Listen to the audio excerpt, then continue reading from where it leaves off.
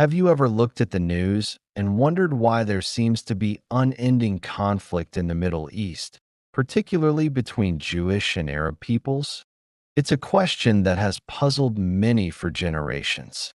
The headlines are filled with stories of tension and fighting, and it's easy to feel overwhelmed by the complexity of it all.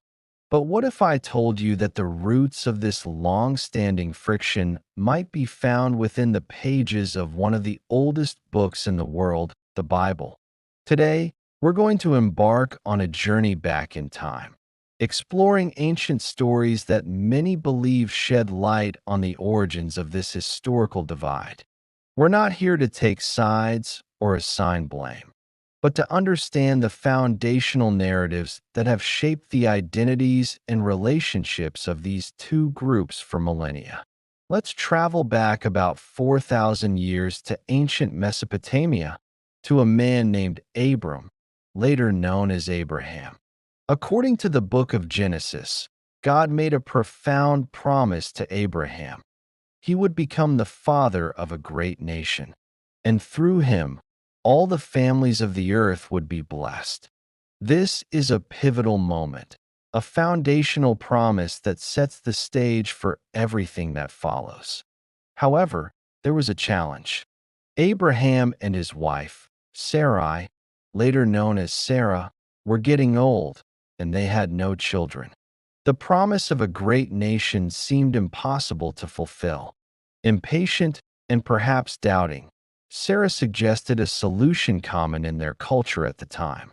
She proposed that Abraham have a child with her Egyptian handmaiden, Hagar.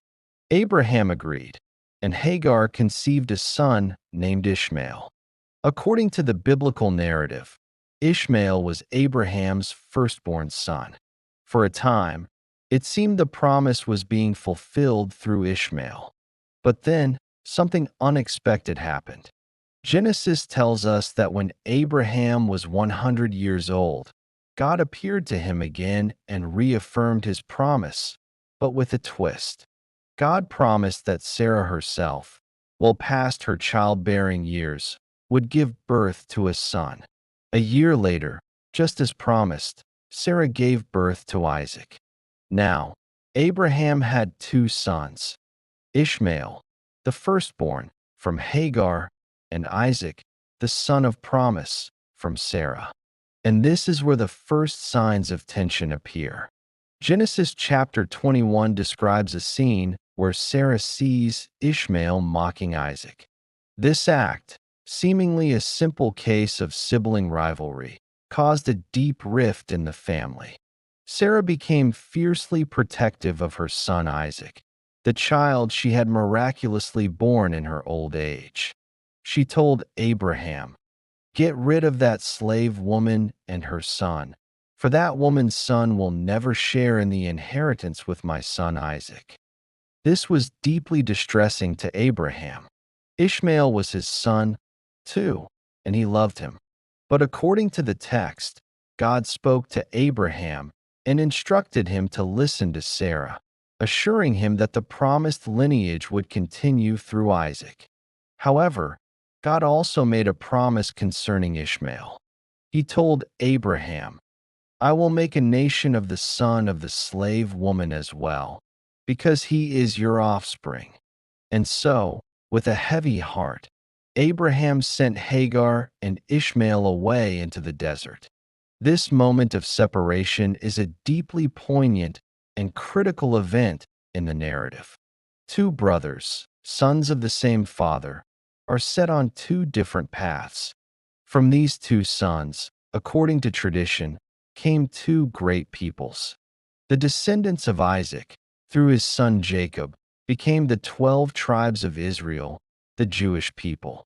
The biblical narrative follows their story extensively: their enslavement in Egypt, their exodus, the receiving of the law at Mount Sinai, and their establishment in the land of Canaan, the Promised Land. The covenant God made with Abraham was passed down through Isaac, marking him as the heir of the primary spiritual promise. Meanwhile, what happened to Ishmael? The Bible tells us that God was with him. He grew up in the wilderness, became an archer, and settled in the desert of Paran. He had 12 sons who became chieftains of their own tribes, just as Jacob's sons did. Genesis says they settled in the region from Havilah to Shur, near the border of Egypt. While the Bible doesn't detail their history as extensively as Israel's, Islamic tradition widely holds that the Arab peoples are the descendants of Ishmael. The Quran itself traces the lineage of the Prophet Muhammad back to Abraham through Ishmael. For Muslims, Ishmael is not a secondary figure, but a revered prophet and a key ancestor. So here we have it, two brothers, Isaac and Ishmael, born from the same father, Abraham. Both are blessed by God. Both are promised to become great nations. Yet, they are separated by circumstance and by a divine declaration regarding the line of inheritance. The descendants of Isaac, the Jews, see themselves as the primary inheritors of the covenant land and promise. The descendants of Ishmael, the Arabs, also see themselves as rightful heirs of Abraham's legacy, tracing their lineage back to his firstborn son. This ancient family drama sets up a dynamic of sibling rivalry on an epic, historical scale. Think about it in terms of a family inheritance. When a parent specifies that one child will receive the main estate, it can often lead to feelings of resentment and injustice from the other siblings, even if they are provided for in other ways. Now, imagine that inheritance isn't just a house or some land, but a divine promise and a promised land. The stakes are infinitely higher. Over the centuries, these two groups, the Israelites and the Ishmaelites, or Arabs, developed their own distinct cultures, languages, and religious traditions, often living in close proximity.